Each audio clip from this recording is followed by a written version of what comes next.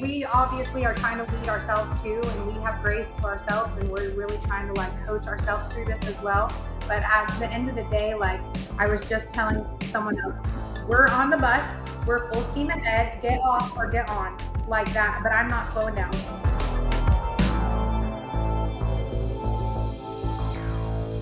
Hey, everybody. Welcome back to the Reside Platform podcast. I'm your host, Suneet Agrawal. And today I've got a mother and daughter duo who are absolutely killing it.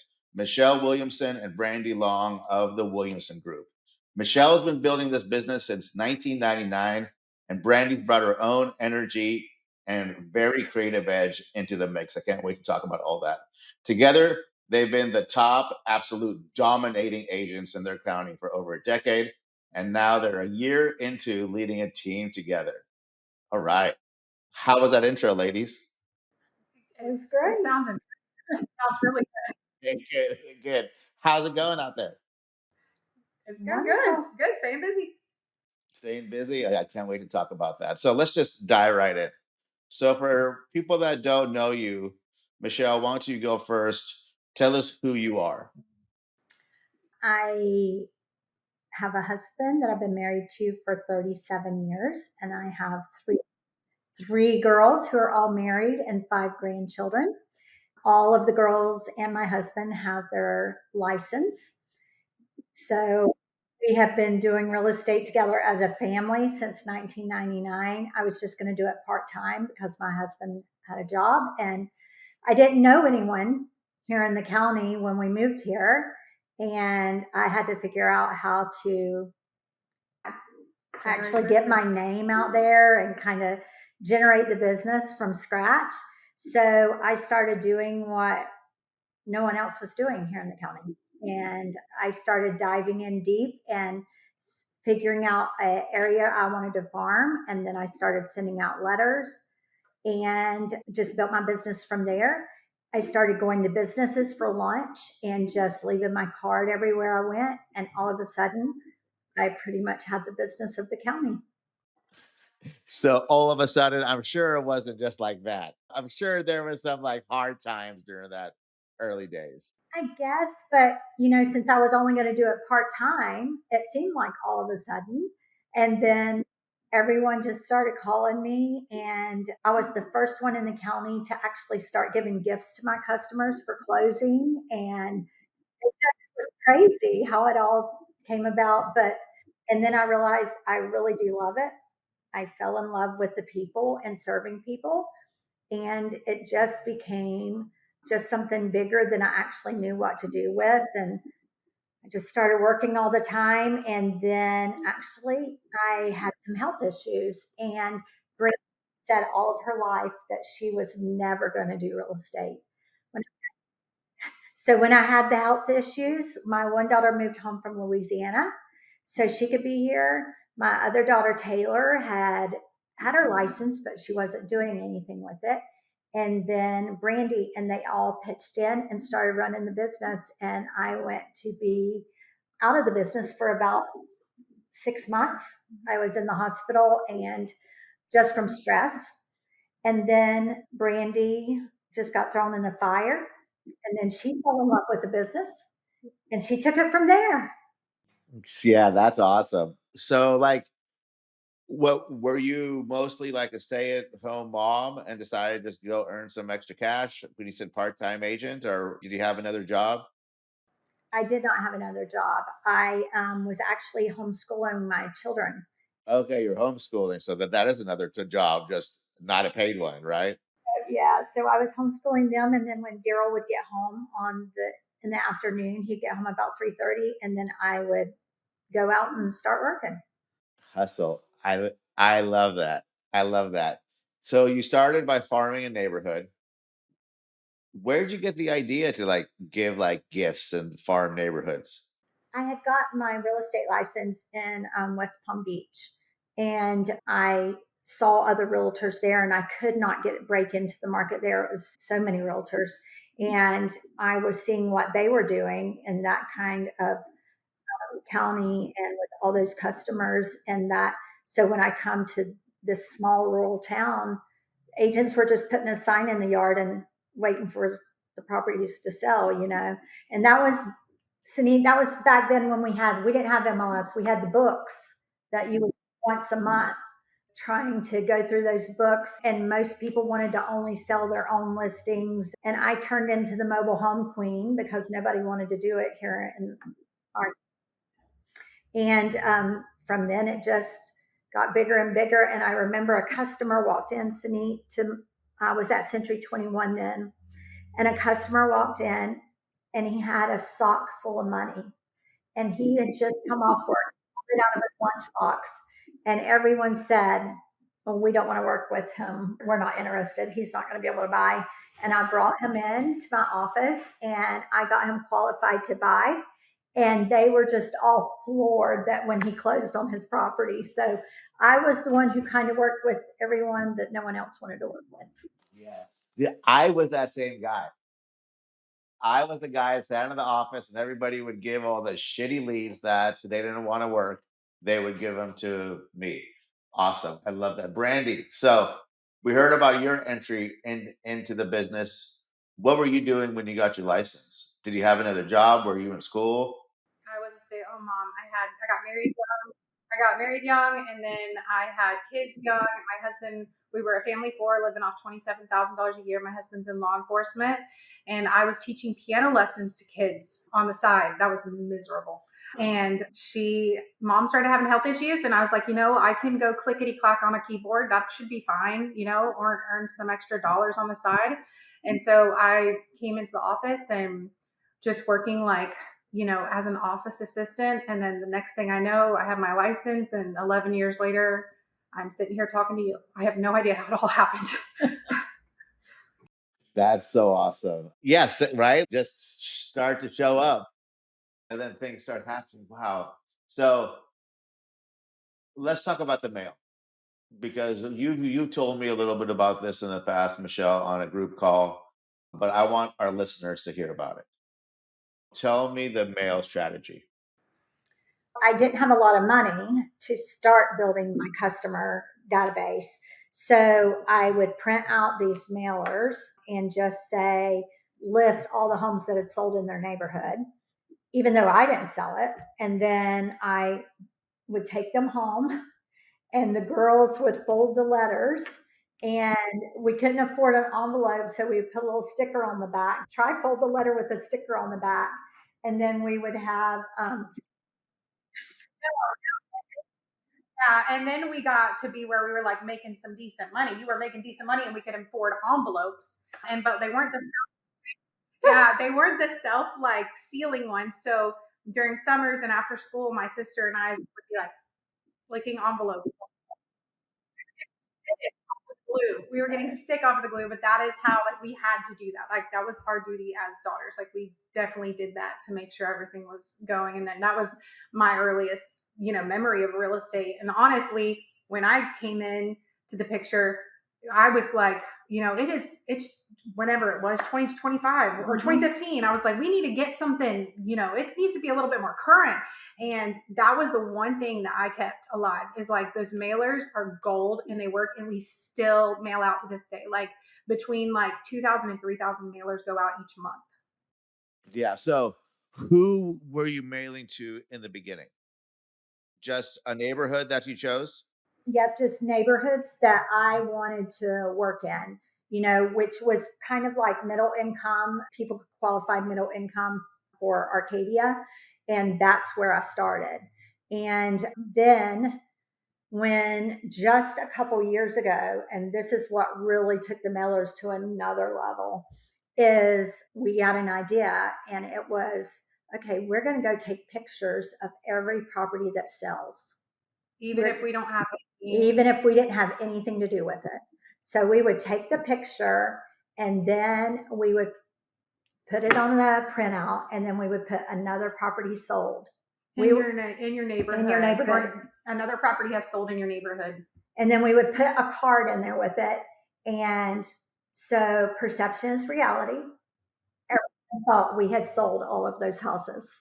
And we hadn't. We just went and took pictures and another property is sold in your neighborhood. And then the business just came in faster than we knew what to do with it. What were you mailing at first, though? Market update or like a recipe card or? It was just a letter that said, "Hey, I'm a real estate agent in your neighborhood, and this is the homes that have sold in your neighborhood in the last 6 months. And I just wanted to give you an update." And then my card would be in there. And then we would change it to, "Have you seen what the market's doing? Have you checked into getting financing? There's all kinds of programs right now with 100% financing." I would just do different letters and I would mail out one every month. Okay. And then when you started seeing the houses getting sold and started getting listings, would you do like a just listed card to the same farm? Nope, I wouldn't. I would only do it when it's sold because once again, I was so busy and the girl, I only had so much money to spend on stamps. Oh no, I'm happy you didn't send the just listed. I'm just trying to understand what the campaign is. Absolutely. So then when you did get listings sold, would they be a part of the letter say, look at all these houses that have sold? Or would you send one every time anything sold? No, I would send it once a month because that's all I could afford. And then I would put if 5 homes have sold, whether I sold them or not. And then probably 5 years into it, then I started sending out recipe cards. And to this day, we still send out recipe cards. Every month we send recipe cards, 1,000. So I would order them every year, same time, 12,000 postcards with the recipes for every month. Like December would have a Christmas recipe, Christmas cookie or something. And I had done that we still do it. So it's probably been about 22 years. Yeah, that we paused it. Damn, 22 years. We paused it for a year, and we were getting calls asking where their postcards were. And even after things have sold and they'll move up north, they'll say, "Can you please still send me your recipes every month?" It's incredible. So now is it everybody gets a market update and a recipe card, or is it just a recipe card now? They get both. They get both. Is it one piece of mail or is it two? Two. So now everybody gets hit twice a month? Mm-hmm. And then we've just gotten send out Mailbox Power, and now so all of our postcards are free now. You only have to pay for the monthly fee, whatever the stamp is in the monthly fee, but they're the jumbo postcards. So we now have birthdays that automatically go out. We have, after someone closes for 12 months, they get different ideas of what to do. Do you want a market update of what your home's worth now? And then so we have that go out also. And you really don't have to do anything. You just set it on automatic and it just takes care of it for you. Yeah, Mailbox Power is great. We have that. You guys have it plugged in a Follow Boss yet? You already got it. Good. Pretty easy. Pretty easy to set up. Good. Okay, so we learned if I'm a past client of yours and I live in the farm, how many pieces of mail am I going to get a year? Oh my. 24 at least, Yeah. if not more, because now we send individual sold postcards. So if a postcard is sold anywhere in your area, a home has sold anywhere in your area, then a postcard goes out automatically to that area. So should be upwards of 30, right? Like if you think about birthday and anniversary. Mm-hmm. And they'll tell me, "We hear from you more than we hear from our kids." But it helps the whole office as we've started to build a team. We get call-ins from the postcards and mailers. I have a runner that goes out and takes pictures of all the sold properties, every month. So we automatically are scrubbing the list all the time because, people move out. So there's different addresses. But yeah, we send them out every month without fail. I love it. It's so good. How big is the area that you regularly mail to? 34,000 addresses or 34,000 people. It comes down to 13,000 addresses. Okay. So 13,000 addresses. It's not too crazy. But how many people live in your guys' town? In your guys' market? 30 in our market, 34,000. So you mail to everybody? Now we do. Yes. You guys, if you guys were watching this and not just listening to it, you should have seen how confident both the ladies said. Yes. Okay. So just so people get some context, how many active listings do you have right now? For the whole office? For the whole office, I think we're like 45. 45. Yeah. In a town of 34,000. Yeah, I think I have 30 of the listings. Yeah. And how much market share do you guys typically have in your market? For DeSoto County, 25. for just the DeSoto County realtors, we're at 80%. But if you talk about other realtors all coming into our area too, because that has just started in the last couple years, 33% with every realtor. Okay. 33% to 80% depends on how you're counting. Yep. Yes. If it's just DeSoto County realtors, we only have about maybe 15 active realtors. And we have 80% of that market. Awesome. That's incredible. Now people who are listening, they're all, oh shit. They're all like, that is some big market share. Yeah, we had 187 closings last year. Good. So now you guys are officially running a team. Well, we're trying to. We're trying. Brandi, what's the biggest surprise that you found when you're into running a team?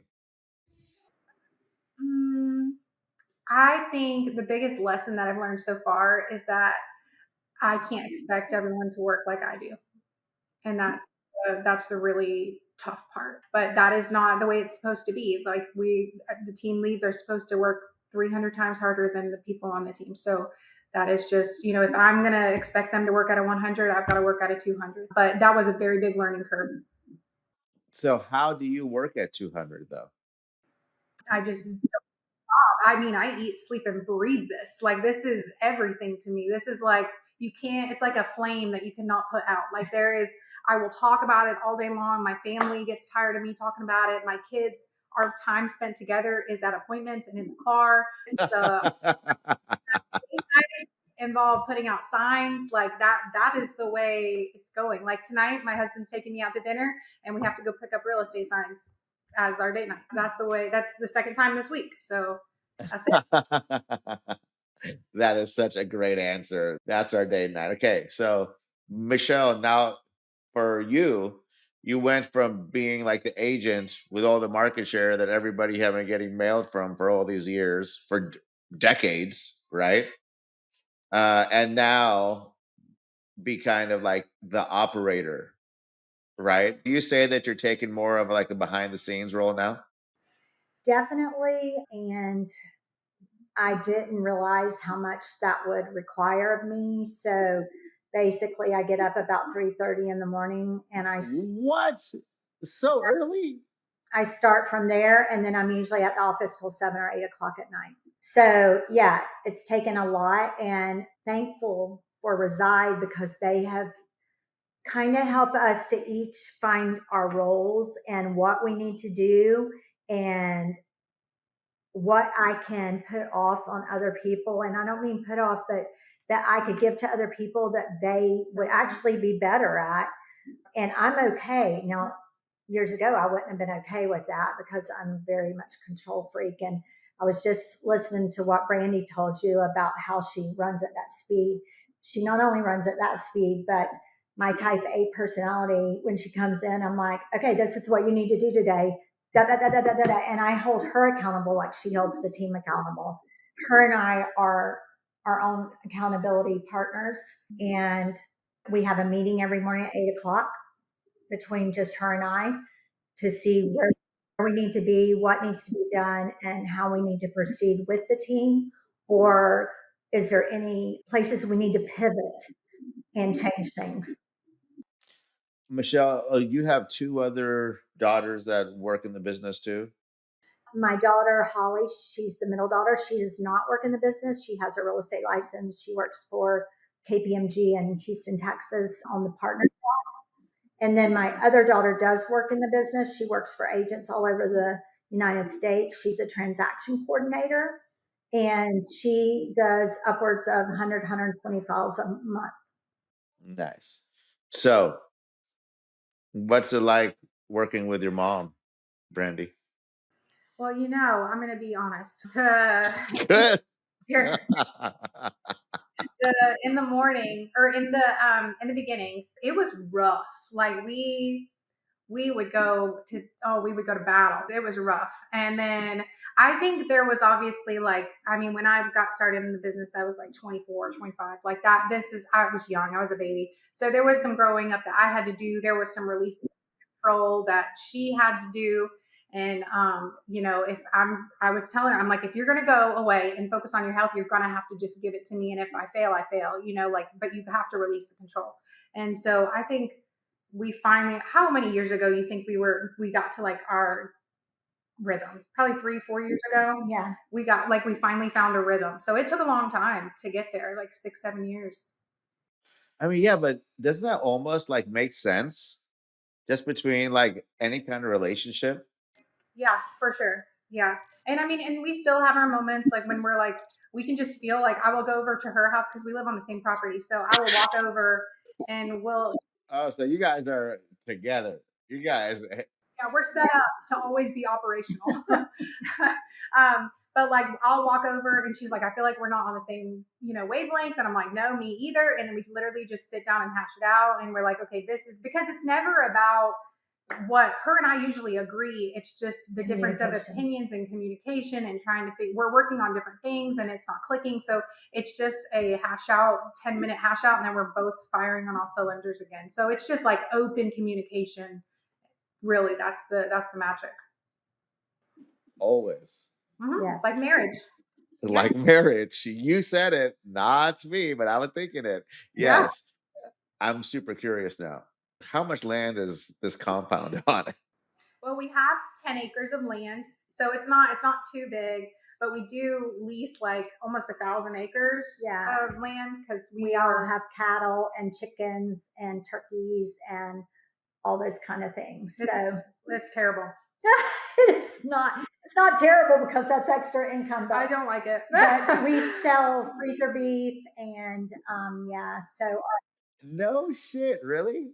So our husbands are both in the cattle business, and it helps us with the real estate business because we never pay any taxes. Well, it's just lost. Awesome. Yeah.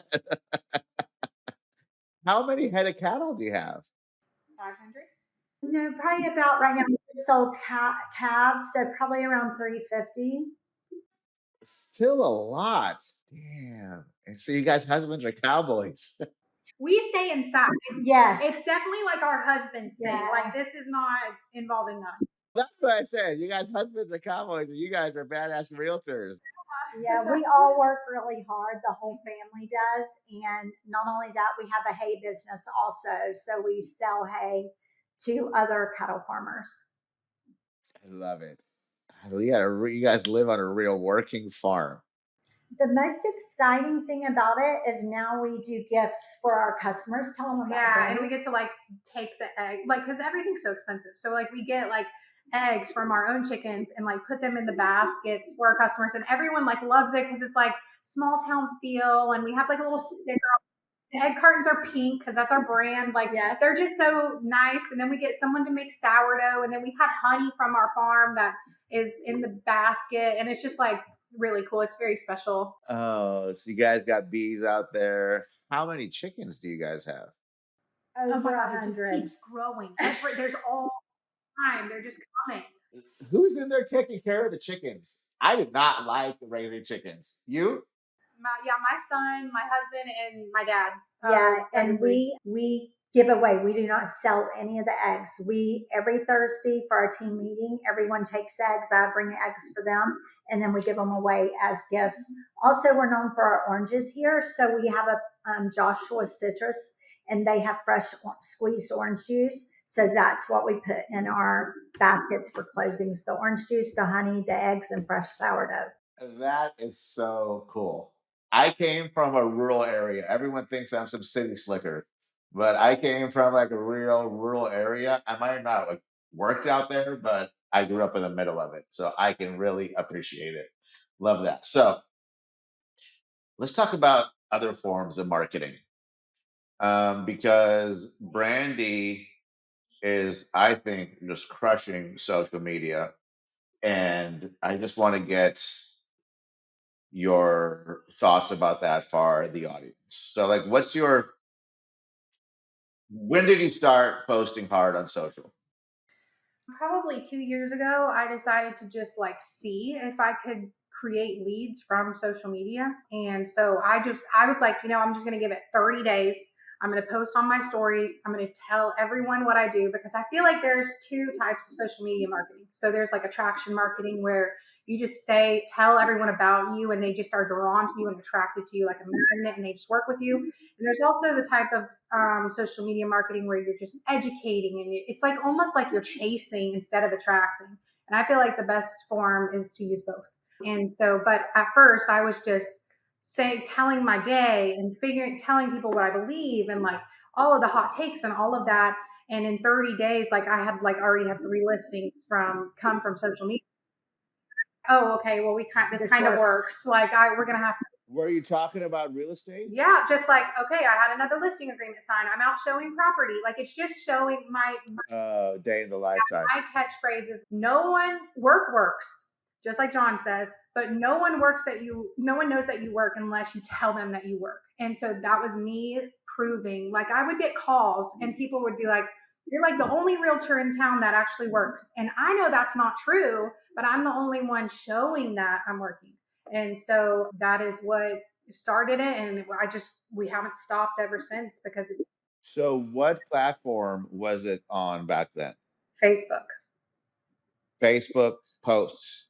Facebook posts and stories. Yep, that's it. I wasn't doing listing videos yet. I was just about to start doing listing videos. So, and it really wasn't videos, it was just posts and stories. And I mean, even now, it's all like Facebook cross post to Instagram, but like I'm at like 5.8 thousand followers on Facebook and like 800 on Instagram. Like it's like really heavy on Facebook, but that's the main platform. Well, people on Facebook have money. So you're on the right platform, or have money to buy a house. That's the right avatar. So it started out as posts and stories on Facebook, and then cross posts to Insta. But you see most of your business from Facebook To this day, yes. to this day. Okay, so back then it was kind of day in the life. What is it now? Same. Yep. Yep. It still works. What have you added? I started doing listing videos. I started being a little bit more bold and opinionated, because I'm a people pleaser, like in recovery. So like I'm trying Bold and opinionated about what? about hot takes and what is right and what is wrong. Not like politically. I don't Okay, I was all like, where's she going with it? not gonna do any of that, but just about things that are true for real estate. And like this, I lost a listing and this is why I lost the listing, because we didn't align, and I'm not going to take an overpriced listing. Like being very vocal about our business, and it created a lot of respect, because also I had something that was a challenge for me, was that people were like, it's just Michelle's daughter, like she doesn't know anything, like she got handed the business. And that was a very hard hurdle to jump through. But I think through social media, because it had my name on it and I was the one typing it, that did earn me some more respect. Do you agree? Because we haven't talked about that. Absolutely. I would definitely tell people it's going to be my daughter coming out. And even to this day, I get a lot of the older people only want to work with me. After they meet Brandi, they're like, she is just like you. We love her. Yeah. So we have a lot of the same, just that Southern accent, the Southern flair, how you take care of people. And she just has ran with that times a million with the social media and all. And we're trying to get our agents to get on board too. Actually, in our meeting yesterday, we put them all on the spot and made them do a 30 to 45-second post. We made them look at their Facebook and look at it from a seller's point of view and say, would you hire you? And of course, all of them said no, except Brandi.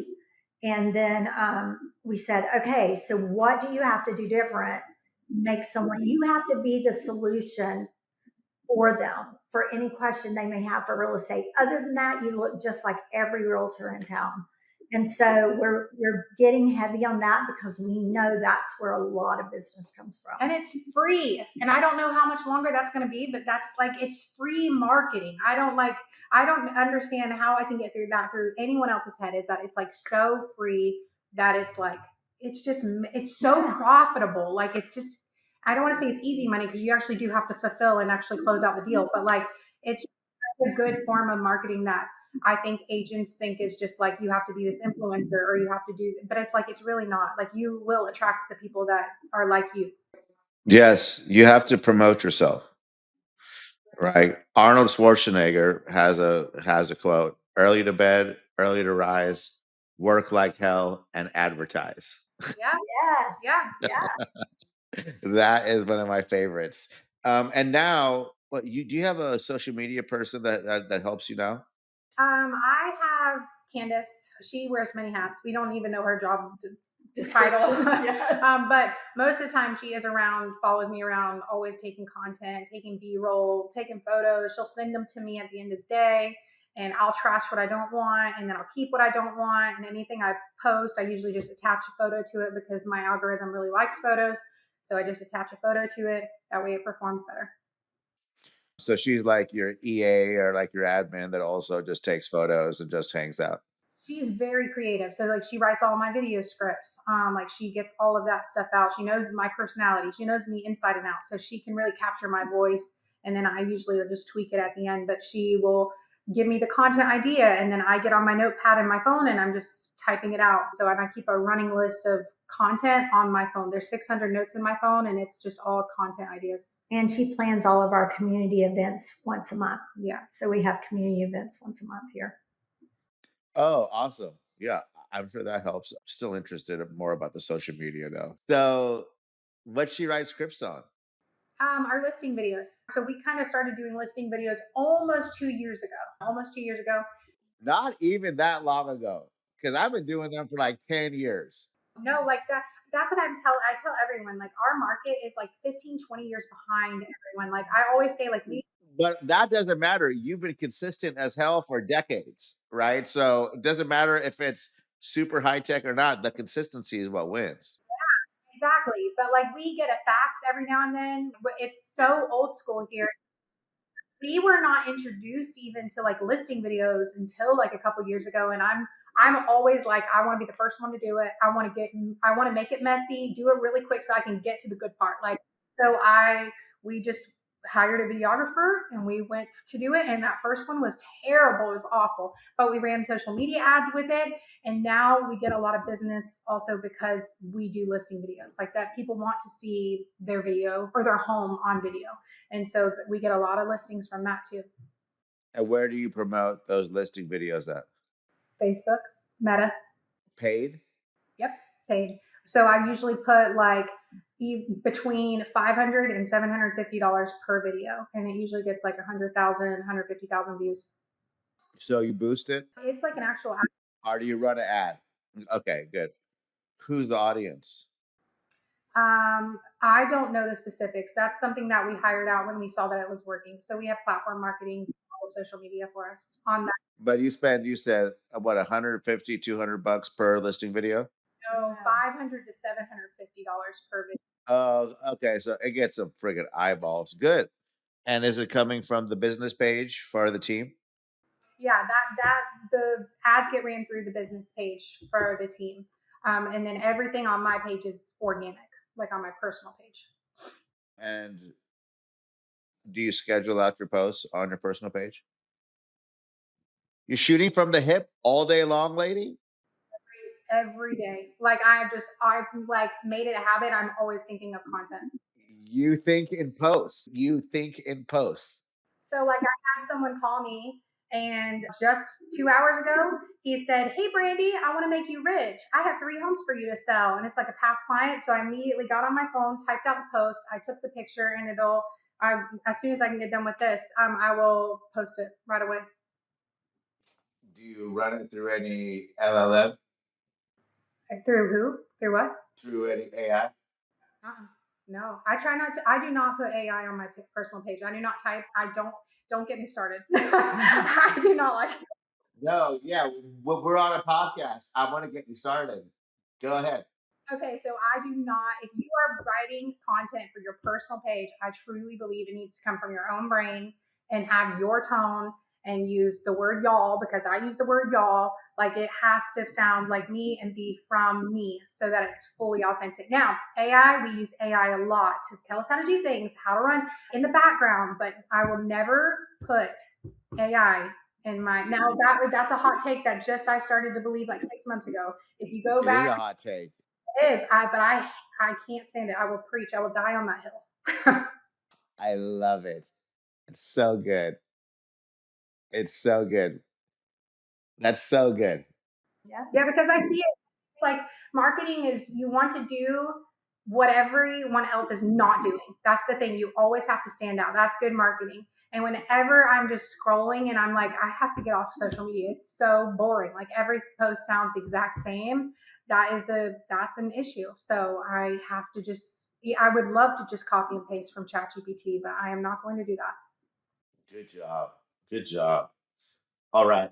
What's next for the Williamson team? Oh, I have no idea. I don't know. I'm just trying to survive at this point. Yes. We are building out our office. We're adding an additional 1,200 square feet when we got back from Reside, and we decided we're going all in. We met with a builder, and they're actually drawing our plans now to add on to our building. And then we are going head on with Mark with recruiting. She's going to be the one that attracts for recruiting, and I'm going to be the one that chases. So we have got everything hooked up with Humanize now. The other program with Reside, we've done that. Join the team. And now we're going to start doing the social media marketing for it. I did do that for 30 days straight, and I offended a lot of realtors here in our town. Oh, it was bad, Sunny. Oh, it was bad. I was doing it for 30 days. That's how we got our past 3 last realtors, was by my posting for 30 days. And so, but yeah. I gotta go and look. I didn't see anything that was too offensive. I got a different meter, I'm sure, than people in your market, but Yeah, I deleted it. oh, okay. Yeah, I actually, the only one who really loved the post was Carlton. He loved the post. And then I got just, I mean, people were texting me and saying, have you seen this? Have you seen this? And people were just, it was like a dog fight. They just all jumped on at the same time. And yeah, so then I kind of just slowed down with it, because all of y'all saying that you talk to realtors and you have a great relationship with them, and then they come to your office, and I'm like, yeah, Brandi and I don't have that here. I in think town. it's because we do, like, our market, the agents in our market, there's not many. And when you have this much of a market share, it is hard to be to like the person that has the market share. That's hard. Yeah. So it's understandable. When I had the most in Sacramento, it wasn't no friggin' 80%. I'll tell you that. But I had like the most of any team. I think it was like 6%, right? And I was the enemy for everybody. But I loved it. I friggin' loved it. Yeah, they're See, always. it doesn't bother me that we're a people pleaser. Yeah. We even talked about yesterday on our, what do you call Enneagram, yeah. Yeah, and that I am, everything's black and white. Doesn't matter if you agree with it, don't agree with it. To me, it's black and white. And this is how we're going to make money. You either go with us or get off the train. Yes. Well, I think you guys should have every agent working in a town for you guys. We would love that, but they wouldn't love that. They just don't know yet, Michelle. They just don't know that they will love it. All right. Last 2 questions. If somebody wants to send you a referral, what should they, how do they do that? Easiest way is to send a message on Facebook to me, or they can find, we're everywhere online as well. But yeah, they can type in the Williamson group, and that's where I have all of our contact information is online. And what are the names of the markets that you guys serve? Basically Southwest Florida, but DeSoto County and all the surrounding counties around us. Awesome. There you guys. there you go. There you go, guys. And send them all the business for DeSoto County. And now, Brandi, what advice do you have for real estate agents listening? Fix your mindset. That it'll fix your life. You got to fix your mindset. You got to watch what you're speaking out of your mouth, and you've got to really like, if anything, you got to remove your friends. You got to remove your family that's speaking negative. You got to eye on the prize, head down, post. Don't overthink it, but you got to get your mindset correct. What's one good thing I could do besides getting rid of my friends and family, which is a joke? What's one good way that I could dial in my mindset? I hired a mindset coach for 6 months, and she made me believe I could do anything I wanted, and that has not stopped. That sounds like the best damn way that I ever heard of. So there you go. Great. That's a great answer. Michelle, what advice do you have for team leaders listening? Just because people say that they want to be like Brandi when we hired them, oh yes, I want to come on here, doesn't actually mean they want to be like Brandi. Because when they realize the work that it takes to be like Brandi, I don't think they realize that. And that's where we've decided to get clarity and to actually, because we just hired them based on what they said, and we did not implement standards for them right away. And so that is becoming something that we know we need to do in the future. So get clear on standards. Standards. So what would the standards be for? Because standards is kind of a buzzword sometimes. Yeah. I mean, like if it's a new agent, if it's brand new agent, that real estate school doesn't teach you anything. So being in the office at least a certain amount of hours per week, not counting calls, but counting conversations over 2 minutes. All of those things that we're just like in the past 60 days, this is what we're learning. So we are just now literally trying. We have an agent onboarding at the end of the month, and I'm about to send her an email today that says, hey, just so you know, we've changed standards. This is what it's going to be like when you get hired. You're going to have this standard, and people will just self-select out. So, and that's fine with us. Totally. I like having the standards in the agreement. And I don't give a damn if the agreement's an extra 10 pages long because it's just 9 pages of standards, right? That's good. And then when you look at standards also, like for you guys, it's interesting because of the market share. Like you guys have something, maybe a perceived challenge that many won't, because your brand means so much in that market that you can't let somebody come in and fuck that up, right? So the standards. Did this just become a coaching call? I hope not. I'm gonna try and course correct here, but the so the standards for that's a different challenge. So I think they just need to be enforced consistently. When you start holding people to standards, they automatically think you're like a parent trying to tell them what to do. But that's, I don't care anymore, you know, and we obviously are trying to lead ourselves too. And we have grace for ourselves, and we're really trying to like coach ourselves through this as well. But at the end of the day, like I was just telling someone else, we're on the bus, we're full steam ahead, get off or get on like that. But I'm not slowing down. And that's what Totally. Don't. Yeah. I mean, so like many teams have standards for getting leads, right? Very few have standards for remaining on the team. Not very few, that's unfair, but less than do have standards for having the leads, right? So having the leads for you guys, whether that's online leads or just someone saying, hey, can you show me this? And you say, hey, take this lead, right? Like those got to be super high for you guys. Then the standards of being in the organization, look around. Look at any legacy. Let me rephrase that. Look at any real estate company. Look at EXP. Look at Remax. Look at Colwell. Look at Compass, LPT.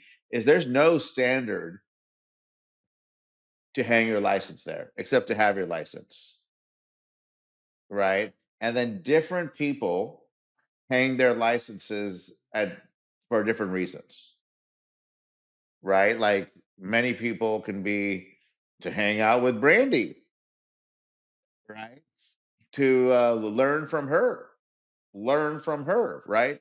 Mentorship. That was air quotes for people who are just listening, right? Right. And some people will come for your guys' brand and local market, which I think is great. That's a great reason that they should come if they do it right. And then some people will come for opportunities, right? And some people will come for EXP, which is where you guys have your license at. So it's a real thing about getting into like who gets to stay. Right. Okay. That just did become a coaching call. So before I give it away to everybody listening, because this is about you guys killed it. This was such a good episode. I learned so much. I didn't know you guys were ranchers too. Well, we are not. We really claim that as our part of our branding, but us, we do not go outside in the heat. No. Do you walk down the friggin' driveway to the car and see a cow or no? Oh yeah. Yeah. You're a rancher. Yeah. They're right outside our door. We give them the Scraps, bread, whatever, fruit. whatever's out of the refrigerator needs to go. Okay, awesome. I have so many more questions about that, but we can talk about it next time I see you guys. Good. All right. Thank you so much for being on. Everybody, send your referrals to Brandi and Michelle out there in DeSoto County. Okay. And follow them on social. Get a bunch of listings like these two powerhouses do. All right. I really hope you guys got something out of the episode. Since I know you did, click like, share, subscribe, and send to a friend. And we'll see you on the next episode of the Reside Platform Podcast.